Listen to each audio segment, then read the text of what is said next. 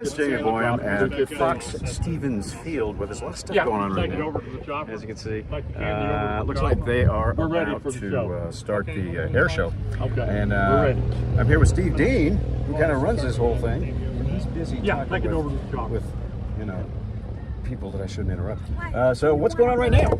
Oh man, we're getting ready for our big air show right now, Jamie. It's we've had all the teachers have had a chance to fly an airplane. They are thrilled. Their students, the fifth graders, got the biggest charge out of watching their teachers get in that airplane and go for a flight.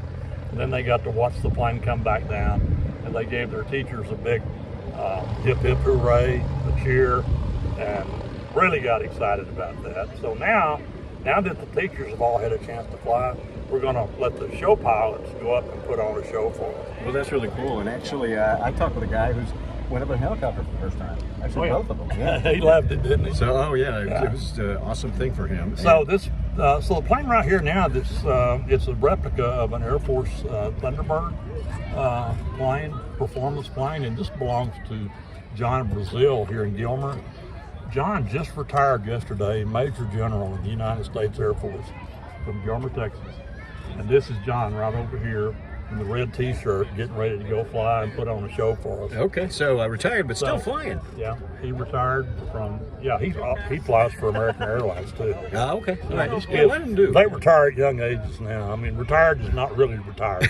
Yeah, I know. I mean, I'm 81 and I still haven't retired. Retired is just kind of tired. Yeah. Not really, really tired. And so John's going to be flying in the air show in his Glass Air.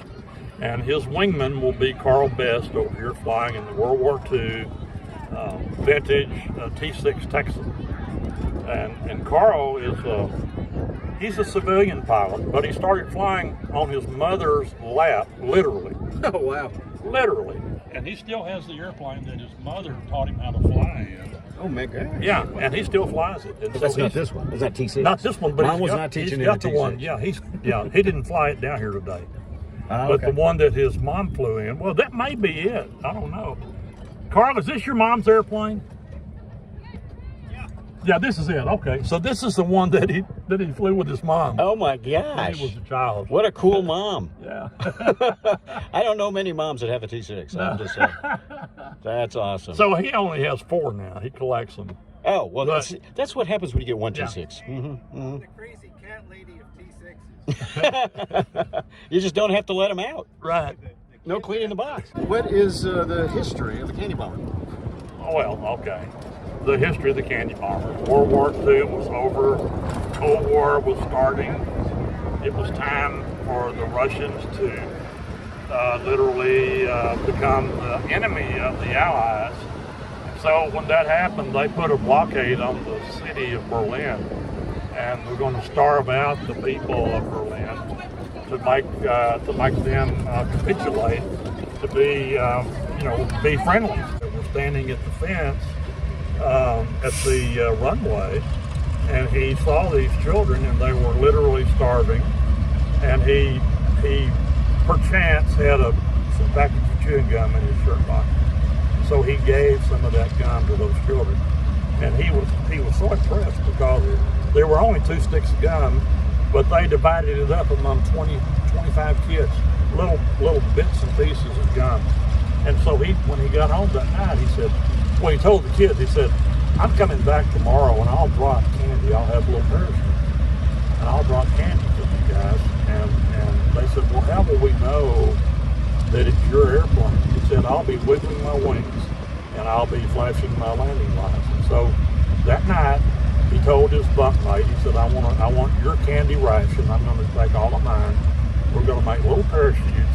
We're going to drop this candy for these children. And so they did that very thing. The next day, he came in, he wiggled his wings, flashed his landing lights, dropped the candy. So that started it. And then, but he knew he was doing something that was basically against regulation. So he was a little bit apprehensive about doing that. Well, he got called into the colonel's office. The colonel said, Gail, what's going on? What are you doing? And he was a little shy because he didn't want the colonel to get on to it. So, and then the colonel said, well, here's what happened. So that candy hit one of the reporters on the head, He wrote an article and put it in Sparks Price magazine. He said, "You're world famous right now."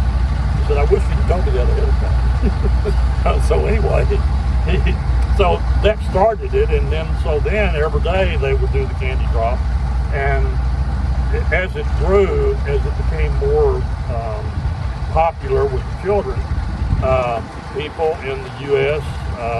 They were making parachutes. The sewing clubs, the quilting clubs were making little parachutes. The candy companies were donating candy, and so it just became a really big watershed flood of the goodwill from the Allies to the German people.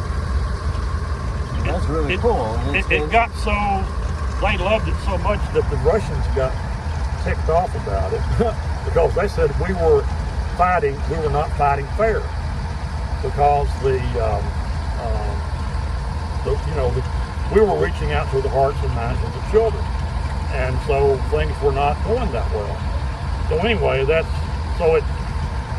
as it turns out, we basically won that part of the Cold War by reaching out to the children, to those people. So it's a great history lesson.